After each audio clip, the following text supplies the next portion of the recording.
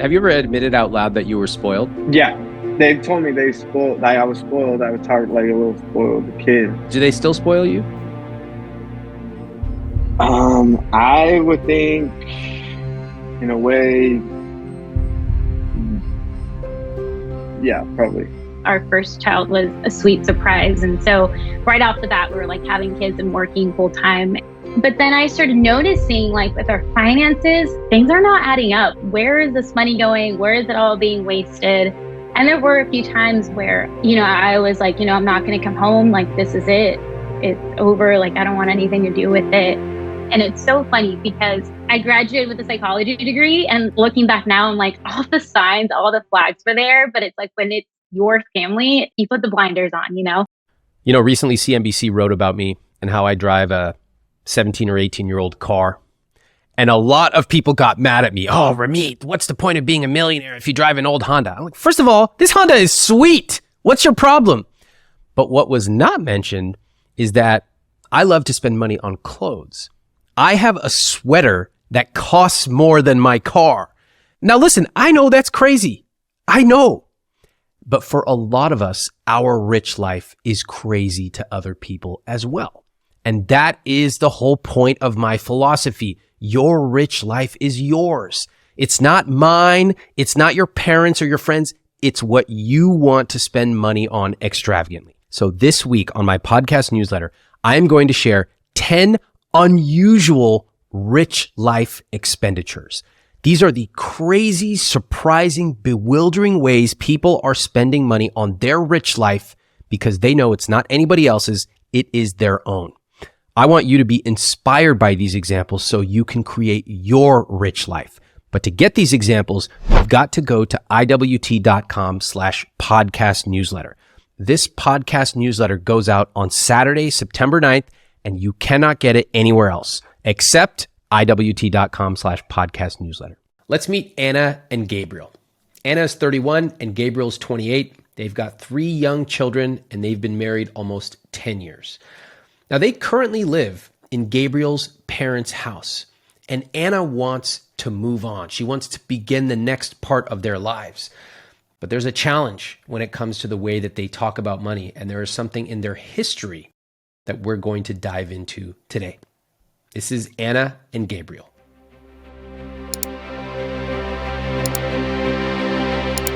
The situation is just, I feel like we've been stuck doing the same patterns over and over again. And even though over the years our income has grown, it just seems like we can't get out of, living with Gabriel's parents, separate home, but same property or land. And even so, even after having 3 kiddos, we're still there. And your children, how old are they? So we have a 2-year-old, a 4-year-old, and a 7-year-old. All right. Congratulations.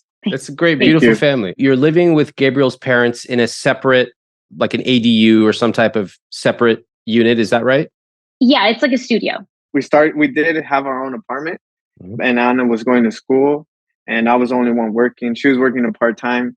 So that was still tight. I mean, we made it work. My parents helped us out. We've been married for 9 years. It'll be 10 years next year. So yeah, I was 20 years old. So they were helping us out sometimes with groceries. They would go to Costco and help us out. So it's been tight since you met. You could theoretically go the rest of your lives with money being tight. Why come here? Why decide to potentially make a change? Anna? Because it's too tight. I want to be able to move out, to rent a house and just have more space where I'm not necessarily like with my kids in the same room all the time. Gabriel, why do you think that we're here right now? Why do you think Anna filled out this application? I think I made bad decisions, to be honest. I feel guilt. I made some impulsive decisions. And I think it was my fault. We dug ourselves maybe into a hole, and I'm accepting my fault. What was the impulsive decisions? For example, I bought a quad during my times that I was my addiction. What's a quad? Like a 4-wheeler. Like okay. ATV, yeah. All right. How much did that cost? Like 8,000.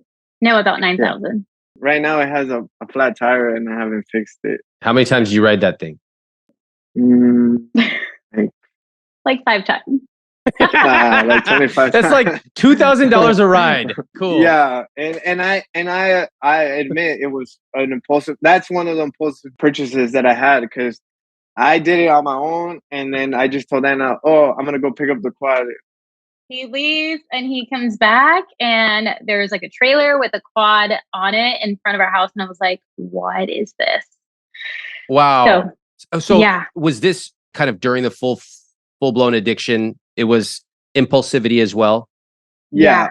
Getting a car, maybe that was over our budget at the time. Which car? BMW X3 2019. How much did that cost? What was it, Anna? I think it was 60. I think it's like about, around 60. Yeah. 60,000. Okay. Yeah. All right. And the other big thing, obviously, was that I wasted a little over 3 years of just on my addiction. I kind of did the math, and it was around, I would say, like 30,000 that I wasted with drugs and alcohol. But I've been sober 3 years now, so I feel like there's a new me.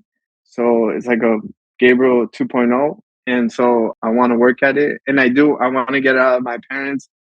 It's nice to have them, but sometimes I want to have my own space. I want the kids to have their own space. So I'm willing to work at it. I love hearing it. Thanks for being honest. Thanks for taking responsibility. And I love your vision. Gabriel 2.0. That's cool. In fact, I'll tell you this. I've never heard someone who went through addiction look back and actually calculate how much they think it cost them. I know it was a big chunk, and now it opened my eyes even more and made me want to change my mindset and maybe my lifestyle as well too now. I mean, it's not a small amount. So it's a lot of money. But I'll tell you something. What's impressive to me, sometimes people come on and they're very concerned that they did the math wrong. I'm less concerned about that. What I always look for is what type of character traits do they show? Do they come prepared? Do they care for their partner?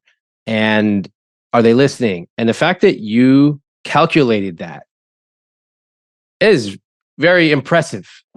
You came prepared and ready to change. I appreciate that. I noticed that. And that means a lot, I think, to us and to you. I really love this. I never judge someone for not knowing some technicality about personal finance. And I'll never judge someone for being poor or not having enough money. Why would I? What really impresses me about Gabriel is how seriously he is taking this entire conversation. He got help. He even looked back to calculate how much money he spent during his addiction. And he's acknowledging that he was impulsive. Personally, I would rather work with someone in $50,000 of credit card debt with this kind of attitude than someone who makes $250,000 and has no desire to change. What I want to do is I want to hear from Anna. I'm not an addiction expert, so I'm going to ask for the broad strokes, and then I want to move on to the financial part of our conversation.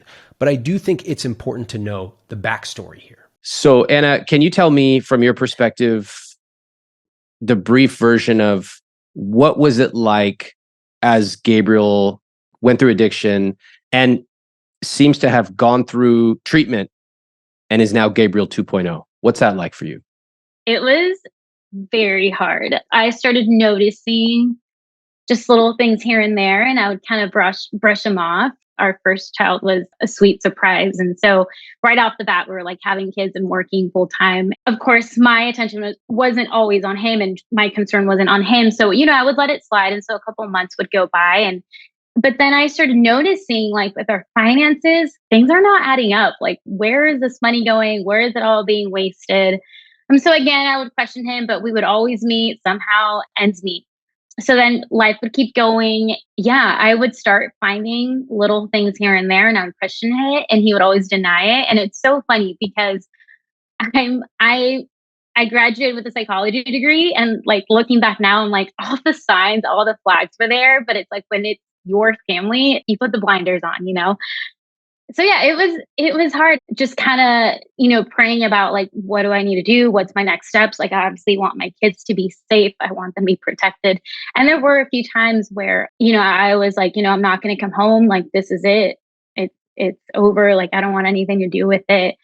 But sure enough, after months of like encouraging him to seek counseling and just to talk to people, he decided to take that big step and, go to a facility center, and he was there for 3 months. And even during that time, like, my in-laws were super sweet and so supportive, and they helped me meet the ends meet that he obviously couldn't provide during those 3 months. Wow. Mhm. 3 months, that's a long time. Yeah, it was hard. Yeah.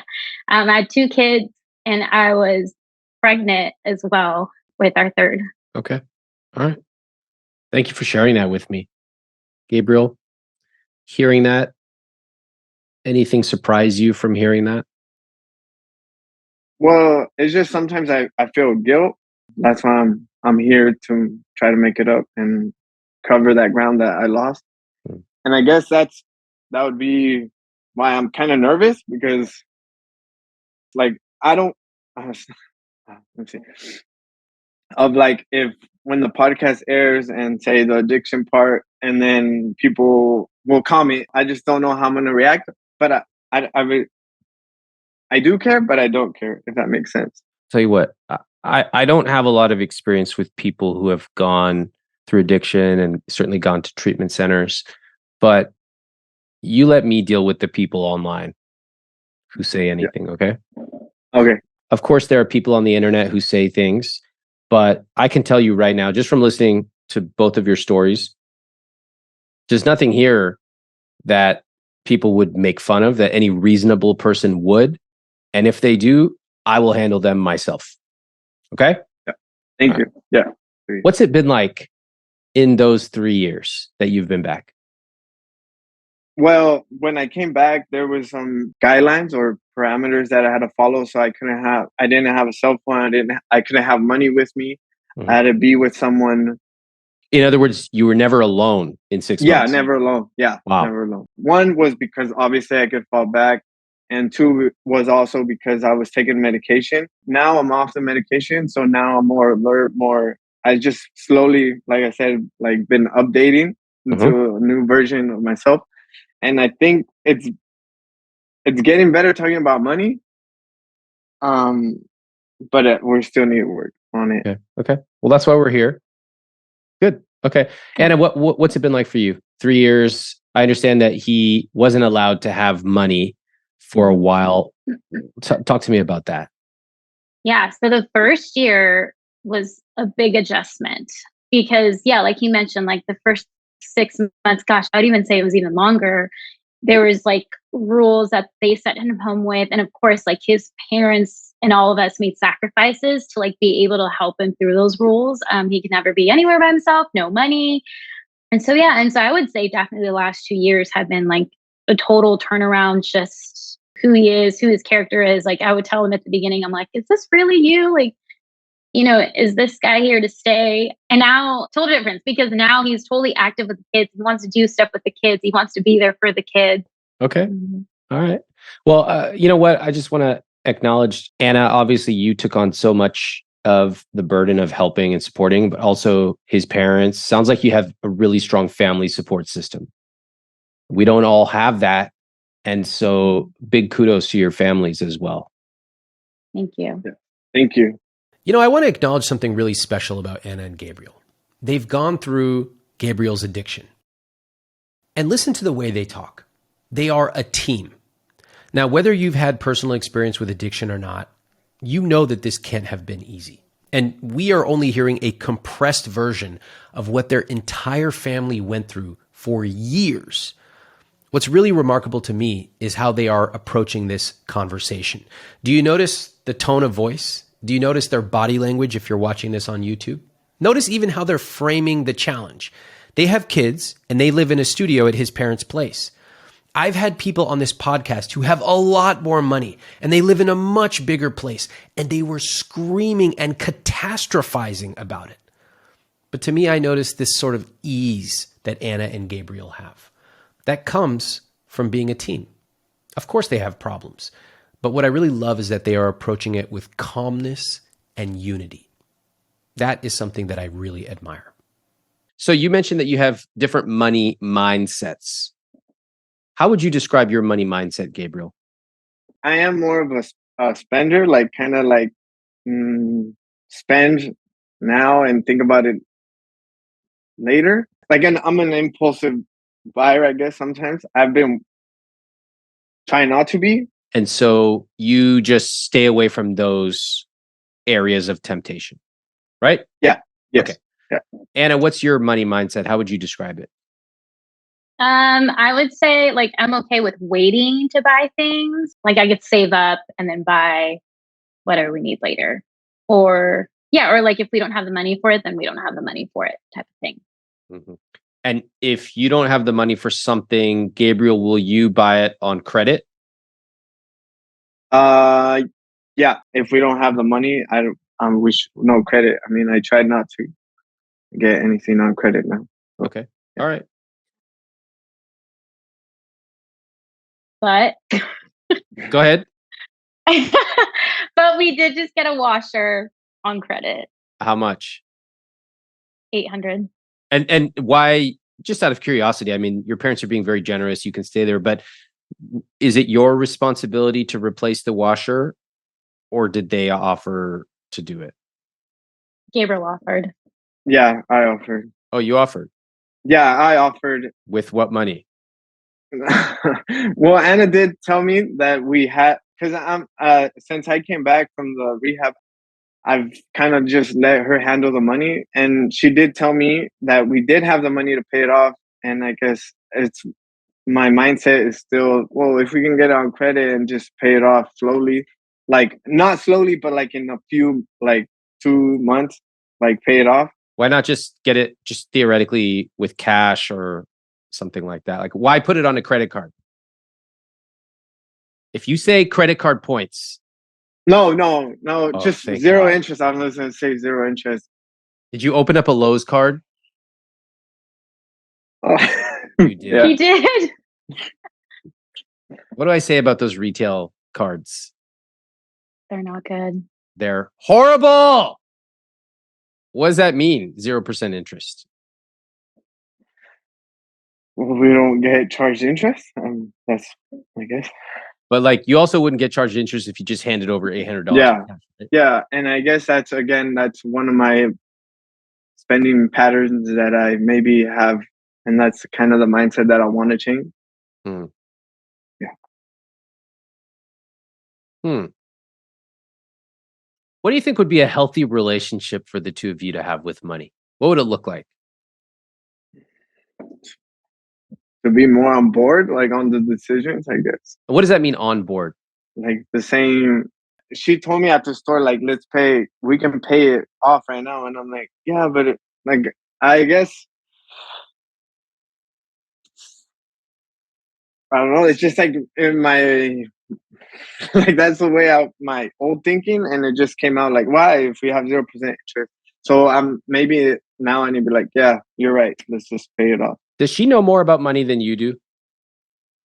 Yeah, I would think so, maybe. I'm just imagining the two of you at Lowe's. There's like a gigantic pallet with a washer, and you're just about to check out, and then you're like, you know what? I think we should open up a Lowe's card. And she's like, huh? Like, what? Why did that come up for you that you wanted to advise her to open up a Lowe's card?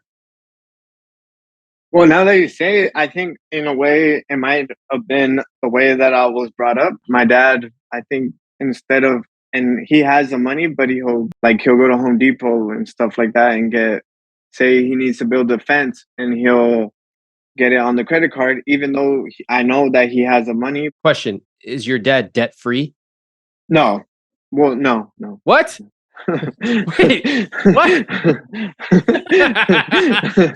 so your dad's like, let's charge it up on the card, but he's got credit card debt. Yeah. He could be. He could be, yes. So why isn't he?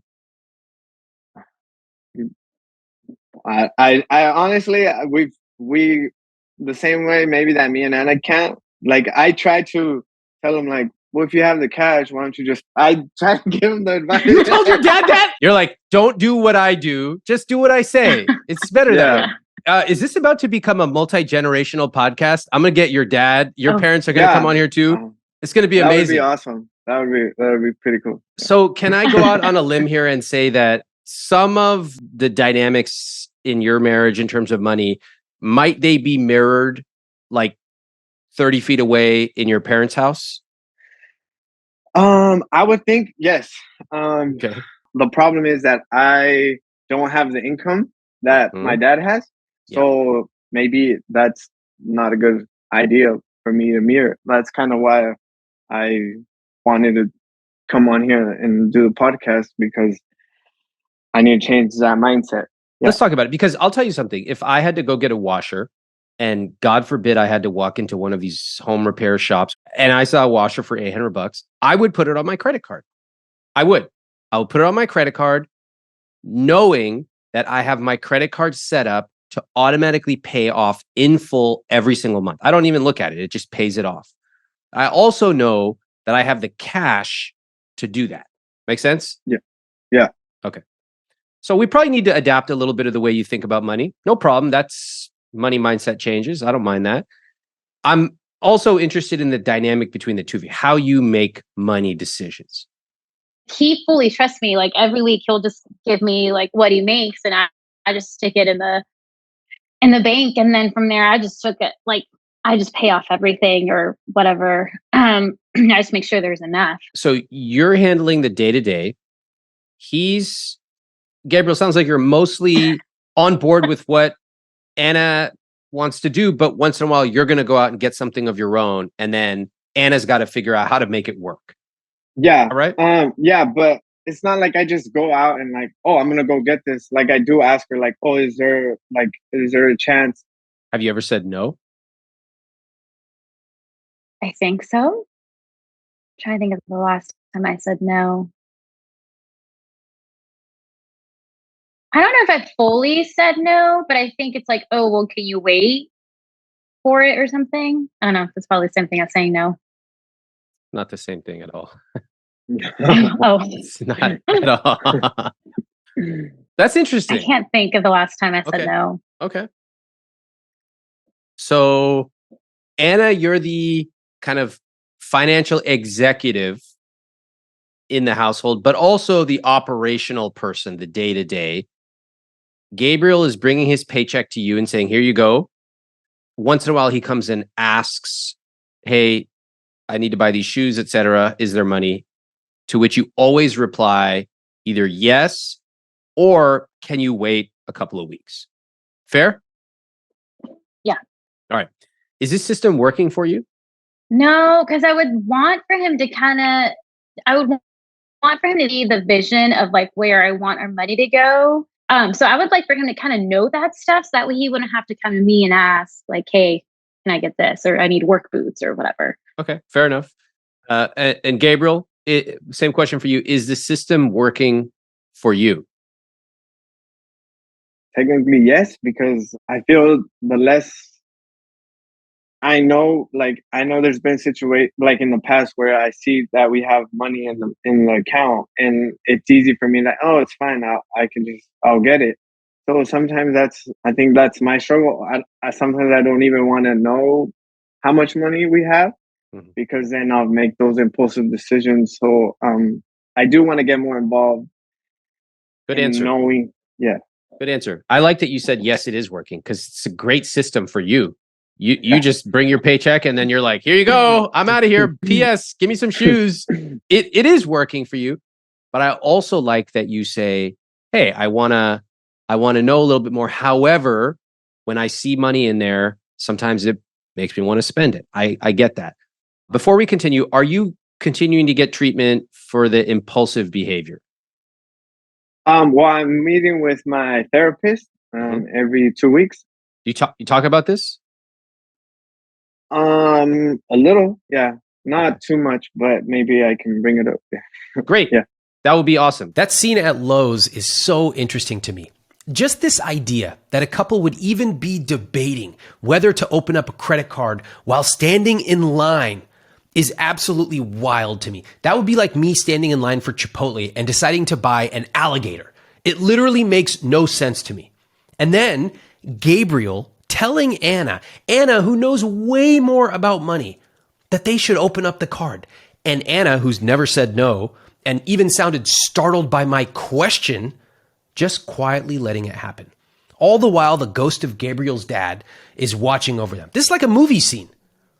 I'm actually curious what else Gabriel learned from his dad about money. My dad has his own landscaping business, and yeah, I never really struggled with like anything around the house. Like I was like spoiled, I guess you can say. Like, have you ever admitted out loud that you were spoiled?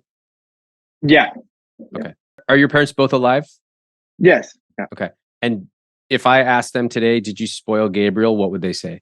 They would say yeah. Yeah. Okay. Then they've told me, yeah. What do they say? They've told me I was spoiled. I would talk like a little spoiled kid, and I would say, well, not anymore. I'm not like. Yeah. Okay. Yeah. Do they still spoil you? I would think, in a way, yeah, probably. How so?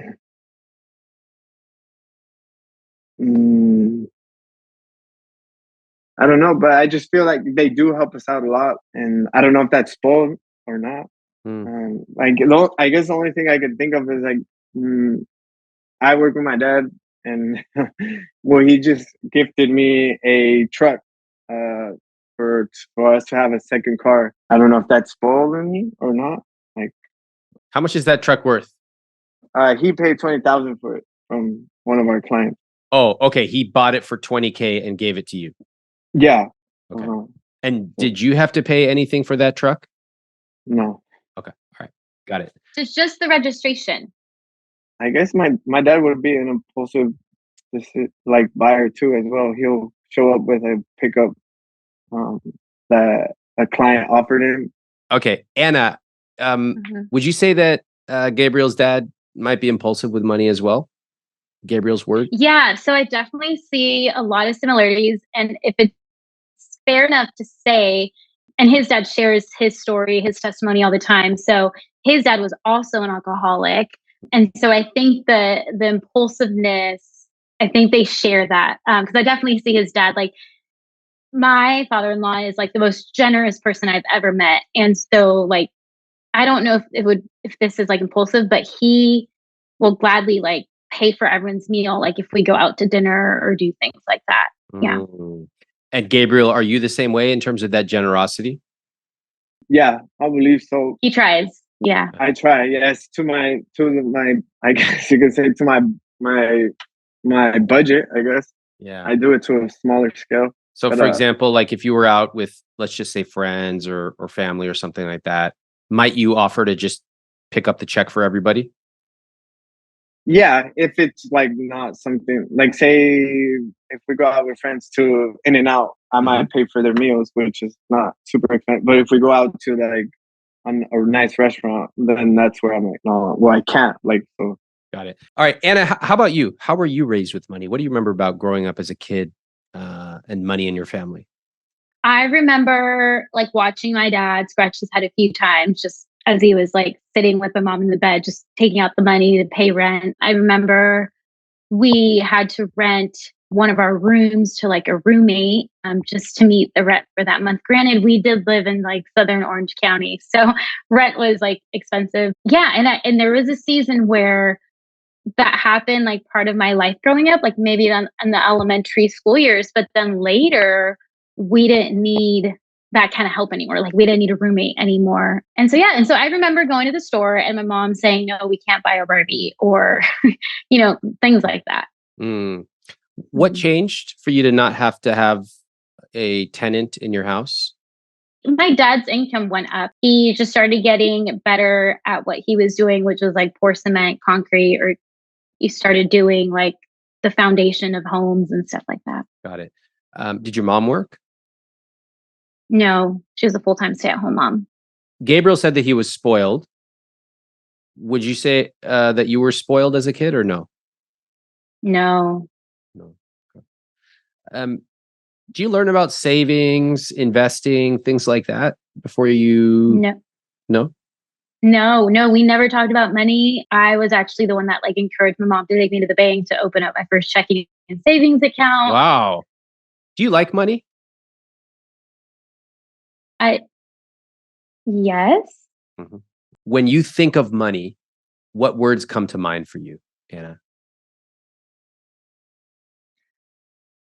Freedom came to mind. What other word would come? Money. Fun.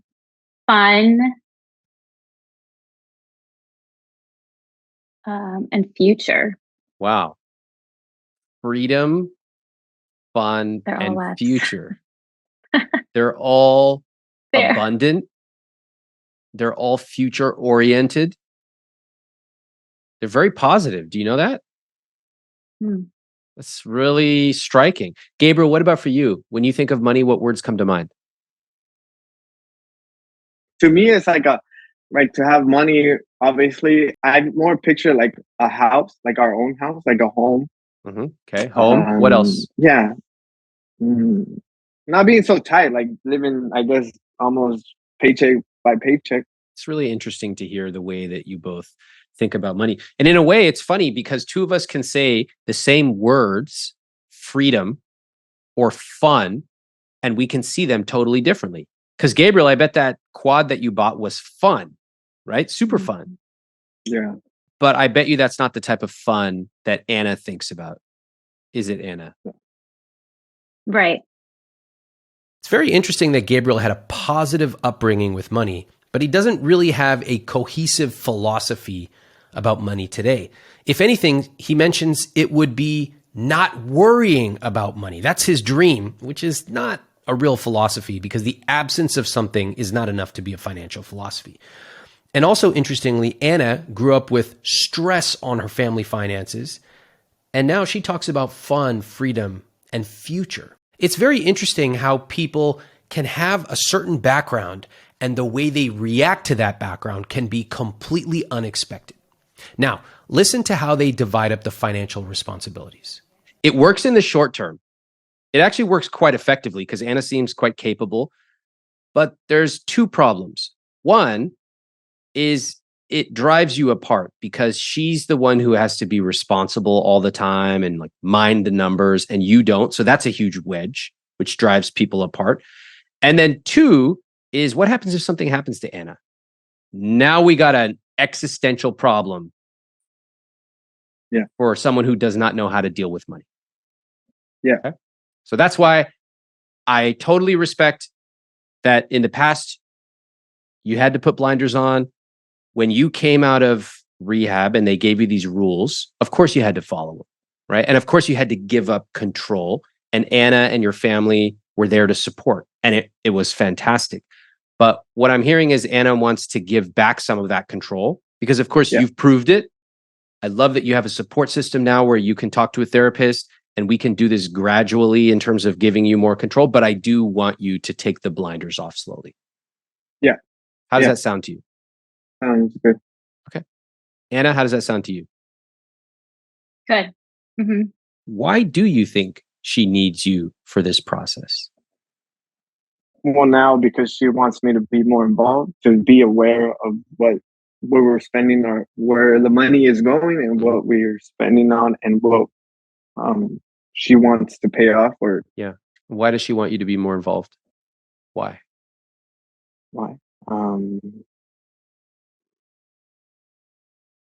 Because she wants to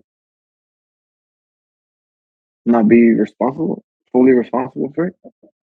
Maybe. What else?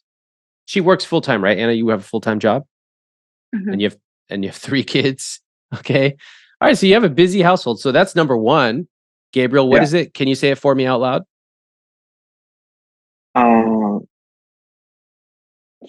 She just wants me to be more involved. Yeah, like she needs a little help. Yeah, sure. Yeah.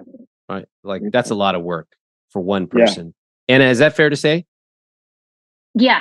Okay. I think that by you seeing the numbers and what can be done with the numbers will hopefully help us be united into sacrificing now so that we can have like a better future.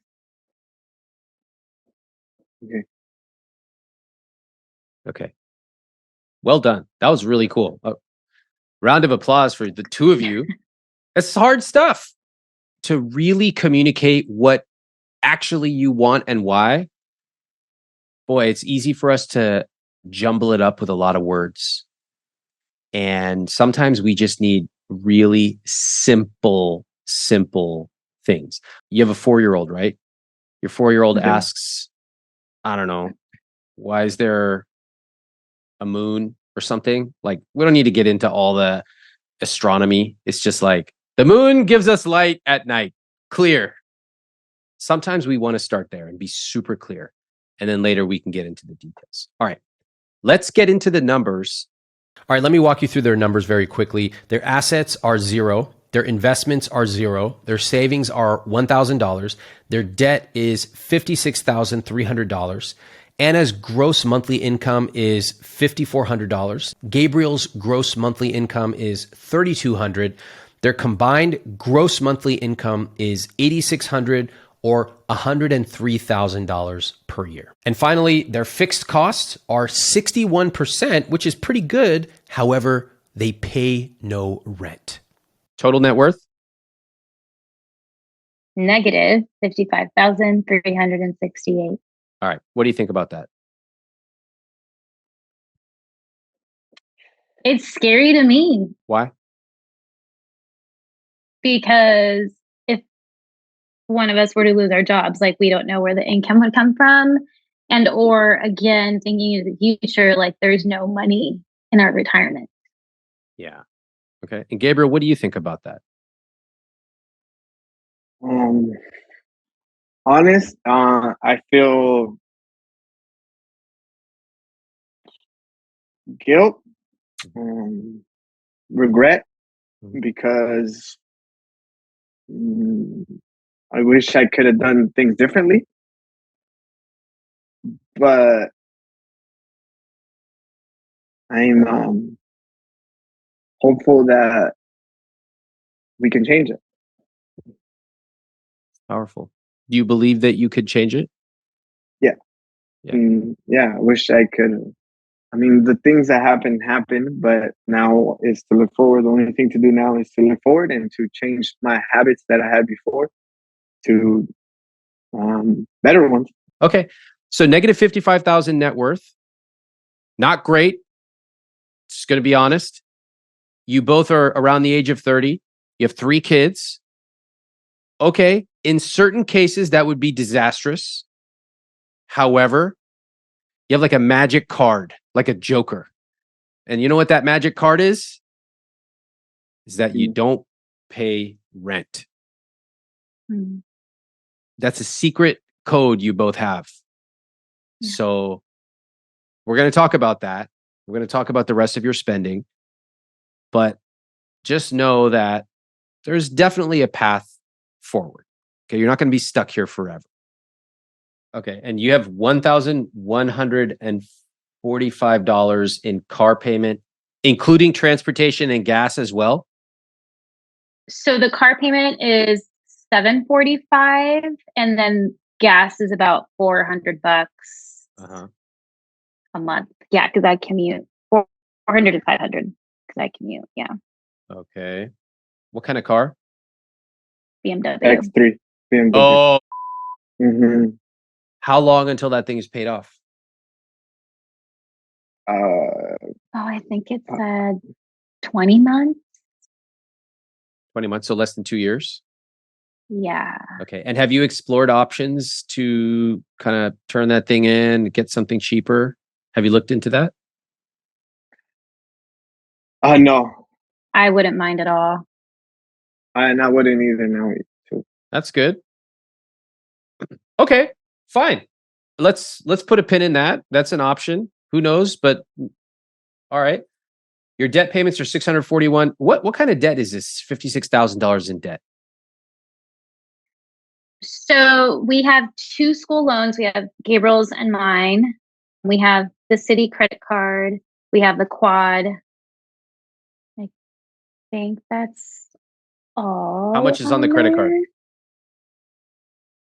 8,000. Okay. And the student loans? Mine is closer to 12,000, so it's like 11,800, and I think Gabriel's is also 11,000. Okay. And that quad? We have a little under 3,000 left. I love so many things about this quad. First of all, the fact that I didn't even know what a quad was. Second of all, that it just shows up one day in the driveway, which is literally inconceivable to me. Third, that you've only used it 5 times and you're still paying it off years later. And then my favorite part of all is that it's just sitting in the back with a flat tire. Like absolutely, like couldn't script it better. Right. Ladies and gentlemen, I'm sorry, ATV Association of America, Ramit Sethi is out here telling people, don't buy an ATV, okay? Just rent it. You want to go on a nice trip? Just rent it. $300 a day. God bless, okay? Do not buy an ATV with a flat tire. All right. Yes. Okay. Yes, do not. All right. So your debt payments are $640. Are you paying the minimum on that or are you paying more? On the quad, no, I'm paying way more on the quad. Like, so the quad, I'm paying like 300. How about the credit card? The credit card, I'm paying minimum on that. Yeah. Why are you paying so much on the quad? Because I want to get rid of it. Because you hate it. Okay, fine. So I want to like pay off all the debt. Like I want to throw in like $1,000 a month on the debt. And Gabriel is not fully on board with that. He says, no, like, let's not do that much. Like, let's have some extra money to do other things. Like maybe like vacation, maybe do more stuff with the kids. My example would be have the kids that grow up and then we are paying off the debt. And then when we have the money, the kids don't even want to hang out with us anymore. That's kind of my thing. I want us to have like the same goal as to what we want to do with our money. Got it. Have you both ever articulated what your goal is with money? I mean, no, not. I mean, we both are in agreement that we do want to move out of his parents' house, and that we do want to get out of debt. But there's no like roadmap to how we're going to get there. It's just like one day we'd like to do X, that type of thing. Right. All right. Yeah. If you want to move out of your parents' house, that's a pretty big lifestyle thing that affects everything. I say we make a couple of very specific plans around those areas so that they're not just pie in the sky ideas. That would be my approach with this. Gabriel, would you be on board with that? Yeah. All right. What I want is for you to tell me how you can dramatically change what's going on here. Because right now, you're okay, but it's because you're subsidized. You have free housing. If you were to go out to the open market, meaning you were to pay the full price of what you should be paying, you'd be broke. Right. Yeah. Okay. So here's the way I look at it. I go, if I'm given the gift of free housing, phenomenal. I'm going to take that opportunity, save as much money as possible. I'm going to live lean. And then I'm going to save up huge. And then when we go and get our place, we're going to be really mindful of how much we add because I want to keep saving money and never have to go backwards. Yeah. That's the way I think about it. What do you both think about that philosophy? Yeah. I mean, that was supposed to be the intention when we moved back home with his parents, for us to like save the money that we would be paying in rent. You have $1,000 in savings and you make $103,000. What happened? Sometimes you might be fortunate enough to be in a temporarily great financial position. Maybe you moved in with your parents, or maybe you're getting a big tax refund, or you've had your student loans paused for years. Listen closely. The key is to take advantage of these opportunities. They don't come around that often. Now, most of us don't do this. We simply go on our merry way, spending like usual, and then when the temporary situation ends, we are stuck. Anna and Gabriel live with their parents. This is the time to be saving thousands and thousands of dollars. For me, the car payment is definitely, I think, the one that's like Yes. horrible. Yes. Oh, yeah, the car payment would be, yeah, super helpful. Yeah, I would be on board getting rid of the car. How are you going to do that? I know. How do you do that? You could sell it. You can get a much cheaper one. Do you know if you sold it, how much you would get for it? No, I researched a couple years ago, but I don't know what we would get for it now. No. Okay. Well, I would definitely look into that. You have to remember there's two things that are important when it comes to selling your car. First of all is how much would you get? Okay. Well, most of the time you're surprised in a bad way. But the second thing that a lot of people forget is the monthly costs. It's really important. So if you're currently spending over $1,000 a month and you're able to cut that down dramatically over the course of a year, 18 months, 2 years, that savings is massive. Yeah. It could be $500 a month. That's pretty impressive, right? You two get a nice, safe, used car, save a bunch of money every month. Yeah. Let's take a look at what that would look like. Okay. What I'm keeping my eye on as I make these changes is this number right here, the 57%. I'm trying to get in the neighborhood of 40%. That's really what I'm trying to do. Just because I know then that if I were in your situation, I could then afford to eventually go out and get my own place, which is the goal you have. Okay. We don't have to get to 40% exactly, but just see that we're moving in the right direction. So let's take this number from 1145 to even 7. Well, you pay $500 a month for gas. Damn. Is that premium gas? Yeah. Yeah. See, this is the thing. When you get expensive stuff, it has all kinds of expensive accessories with it. So trust me when I say this, whatever car you get next should use the cheapest gas possible. Yeah. Right? That alone save you tons of money every month. You see what I'm saying? All right. Let's say that we're able to turn this number into, I don't know. I want to be a little conservative here. $800. So that's $345 a month. Can I just point something out? So the minor changes we've made so far, they're really not that big. Would get you $675 a month in extra cash. What would you do with that money? Use it to pay off the quad. Oh, we didn't talk about that quad. Hold on. Sorry, we got to talk about that. Why is that quad sitting in the backyard and not just sold? Can someone explain that to me? Just I didn't want to sell it, but I can sell it. How much can you get if you sell that thing? I don't know. Like whatever we owe on it. Yeah. Or whatever. Just get rid of that thing. Yeah. Okay. Just get rid of it. Okay, listen, I want to acknowledge a personal philosophy that I have of money, which is if you made a bad purchase, get rid of it. Stop throwing good money after bad. This is why you sometimes hear me advising couples to sell their house even at a loss, which is incredibly difficult for people to do because it means they actually have to face the decision they made. You know what most people do? They just keep on paying for something that is slowly causing their finances to sink. And they agonize and they worry and they get in fights about finances for years. It almost never gets better. My suggestion, rip that Band-Aid off. Because remember, it's hard to look forward when you are so busy looking backwards with your finances. That's going to save you quite a bit of money as well every month. Mm-hmm. All right. So you're basically like, you got like $800 extra per month. What do you think about that? I'm surprised, to be honest, because it seems like I didn't think we could get that much cut back and have that much more money. Like I didn't know where it would come, I guess, in my thinking. The fact is you, with a few minutes of work, cut $800 a month off of this.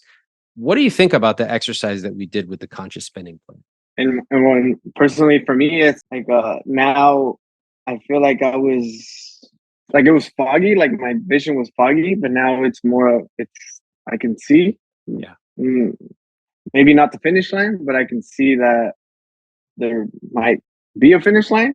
I feel a lot more motivated to actually start getting more involved. I'm excited. I like that. I like that. Anna, what about for you? I liked it. Like, I enjoyed seeing how we can play around with the numbers, and just by moving a few things around, selling the quad, or or even just thinking about the possibility of like looking into getting a different car. I think that's huge. I didn't hear you kind of like pushing back, fighting, none of that. I was like, all right, we got a problem. Well, could we do this? So I'll stop doing that. A lot of selflessness, which I think was really inspiring. How do you want to go forward? How do you want to manage your money together so it's not just one of you doing it and the other handing over a paycheck? Well, I think I need to take more initiative in getting to know, I guess maybe even actually doing a few of the payments myself, just being more involved. And I need to sacrifice now so in the future we can have a better future. Gabriel's in charge of the ATV sale. Can we set a timeline? Like how long? A month. Love it. If you do it tomorrow, that would be amazing. Get some video, okay? I want to see the video of them taking that thing away. Okay. Let's check out a follow-up video from Anna and Gabriel. What I find surprising is that with a few minor tweaks that we did to our budget, which I didn't really think were possible, our financial future has cleared up. What I take from it is that now I'm more motivated than ever to go ahead with that plan and to get out of debt sooner. I would say my biggest surprise is how much on board he was during our call, and how much he was just contributing and sharing. And I've seen still about a week or two out, he's still motivated, and we're talking about the changes that we need to make. And then the second thing, my biggest takeaway is that it's not too late for us. Like, we can still retire, hopefully being millionaires. And so that was super encouraging to me, because I thought we were kind of like late, and we'd kind of be struggling as we got older. But those are our takeaways. Thank you. I want to thank Anna and Gabriel for coming on the podcast, being so candid. I also want to thank you for listening and taking away your key lessons. Do me a favor. If you enjoy this podcast, go to Apple Podcasts and leave a written review. It really helps the podcast grow. And of course, if you want to learn more about money psychology, go to iwt.com/podcast newsletter to get this Saturday's newsletter, because once we send it out, we will not send it out again. Thanks for listening.